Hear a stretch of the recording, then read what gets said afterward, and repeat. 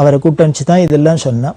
அது எத்தனை ஹைட்டு இதெல்லாம் சொல்லி அப்புறம் பல விஷயங்கள் எல்லாமே பெரியவா சொல்லி தான் அதுபடி நடந்தது. சரஸ்வதியான சாரதைக்கு அங்கே சந்நிதி இருக்குது, கணபதி சந்நிதி, ஷோடச கணபதி, சுப்பிரமணியர் சந்நிதி, அதே மாதிரி பதிவிரதைகள், இந்த பதிவிரதைகளுக்கெல்லாம் சந்நிதி. அப்புறம் இன்னொன்று பார்த்தீங்கன்னா ரொம்ப ரேராக குரு சிஷ்யாள், அந்த குரு சிஷ்யாள் எவ்வளவு அந்யோன்யமாக இருந்தா அப்படிங்கிறத உதாரணத்துக்கு சொல்லணும் அப்படின்னா ராமானந்தர், கபீர்தாஸ் குரு சிஷ்யா சொல்கிறோம். இதை மாதிரி ரேராக இருக்கிற அந்த குரு சிஷ்யாலெல்லாம் அவளோட பிம்பங்கள்லாம் வச்சு இப்படி பல அபூர்வமான விஷயங்கள்லாம் வச்சு, அதாவது குரு பக்தி அது இருந்ததுன்னா என்னென்னலாம் எப்படிலாம் நாம் உயர்வடைகிறோம் அப்படிங்கிற காமிக்கிறாப்லேயே இந்த மண்டபம் இருக்கும்.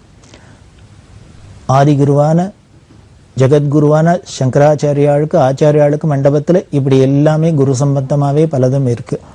அப்படி எல்லாம் பண்ணி அந்த கும்பாபிஷேகத்தை முடிச்சுண்டு நேர அந்த வருஷம் இன்னொன்று முக்கியம், பெரியவாளுக்கு 70 வயசு பூர்த்தியாச்சு.